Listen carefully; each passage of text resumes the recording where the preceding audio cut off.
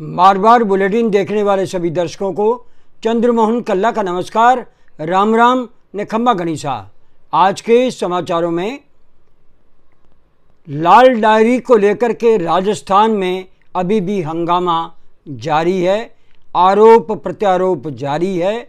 इधर ज़्यादा हंगामा होने के बाद में संसदीय मंत्री शांति धारीवाल की सिफारिश पर 2 अगस्त तक के लिए विधानसभा निलंबित कर दी गई।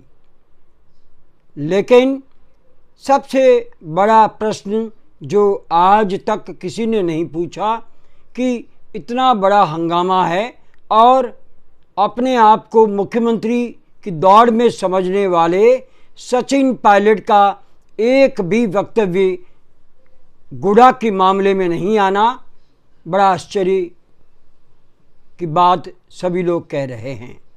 आश्चर्यजनक इसलिए है क्योंकि सभी नेताओं ने अपनी अपनी बात इस मामले को लेकर के रखी है। भारतीय जनता पार्टी ने तो इसे मुद्दा बनाया है और प्रश्न ये उठता है कि डायरियां आखिर कितनी है।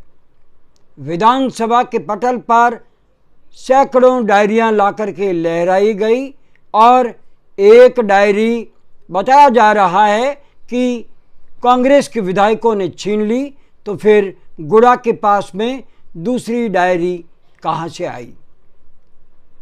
प्रश्न बहुत लंबी दूर तक जाएगा और जब तक विधानसभा चुनाव होंगे तब तक ये प्रश्न उठाता जाता रहेगा, क्योंकि राजस्थान में अशोक गहलोत सरकार शानदार काम कर रही थी और भारतीय जनता पार्टी मुद्दा विहीन थी।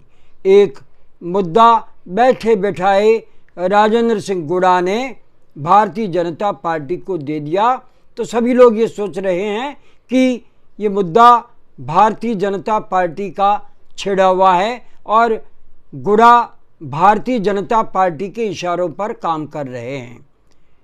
निसंदेह ऐसा हो सकता है और ऐसा हुआ भी है कि भारतीय जनता पार्टी के नेता अब गुड़ा को कैच कर चुके हैं।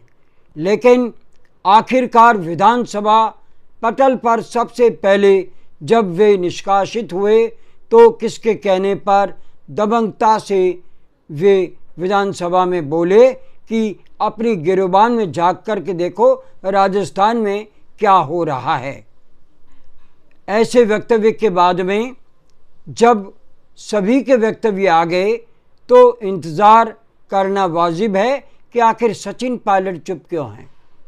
सचिन पायलट राजेंद्र सिंह गुड़ा को लेकर के कुछ कह क्यों नहीं रहे हैं और ना तो वे उनके विरोध में बोल रहे हैं ना उनके पक्ष में बोल रहे हैं। जो गुड़ा कल तक सचिन पायलट का हाथ पकड़ करके मंच पर बोला करते थे कि सचिन पायलट ही राजस्थान का चेहरा है और उन्हें निष्कासित करने की किसी में हिम्मत है तो सामने आए। आखिरकार ऐसे नेता को सचिन पायलट आखिर क्यों नहीं बोल रहे और क्यों नहीं बचा रहे। अगर सचिन पायलट बचाने के लिए आगे आते हैं तो निसंदेह आरोप उन पर लग जाता है कि गुड़ा ने सचिन पायलट के कहने पर काम किया। तो सचिन पायलट का ये वक्तव्य भी आना चाहिए था कि राजेंद्र सिंह गुड़ा बिल्कुल गलत कह रहे हैं, ऐसी कोई डायरी नहीं है जिसको लेकर के इतना बड़ा हंगामा हो रहा है। अब तो कोई भी कुछ भी कह देगा कि इस डायरी में राजस्थान क्रिकेट एसोसिएशन को लेकर के बहुत कुछ हिसाब किताब लिखा है। तो राज्यसभा के चुनाव में विधायकों की खरीद फरोख्त को लेकर के भी इसमें हिसाब किताब लिखा है। सरकार जब गिरने वाली थी उस समय भी कुछ नेताओं को, कुछ निर्दलीयों को जो पैसा दिया गया, हो सकता है इस डायरी में ये भी लिखा हो। अब बातें बताने वाले, बनाने वाले तो खूब मिलेंगे, लेकिन असली उस डायरी में क्या है ये तो समय बताएगा। लेकिन हकीकत ये है कि आज राजनीतिक क्षेत्र में सबसे बड़ी चर्चा ये है कि सचिन पायलट आखिर खामोश क्यों हैं, वे अपनी जुबान क्यों नहीं खोलते, वे अपने आप को आने वाले राजस्थान का मुख्यमंत्री का चेहरा बता रहे हैं और उनके समर्थक भी यही कह रहे हैं कि सचिन पायलट आने वाले समय में मुख्यमंत्री बन सकते हैं। आज चर्चा ये है कि राजस्थान में जो योजनाएं चल रही थी और उन योजनाओं को लेकर के जो कामकाज हो रहा था वो कहीं न कहीं प्रभावित तो हुआ ही है। तो राजेंद्र सिंह गुड़ा आखिर चाहते क्या हैं? वो कुछ भी बोलें, कुछ भी कहें तो ये मान लिया जाएगा। तो विधानसभा में जो सरकार के विरुद्ध एक मंत्री होते हुए उन्होंने बयान दिया है तो निष्कासन तो तय था। उसके बाद में भी वे खामोश हो जाते तो शायद कांग्रेस की सदस्यता से उन्हें मुक्ति नहीं मिलती। आज के बुलेटिन में बस इतना ही।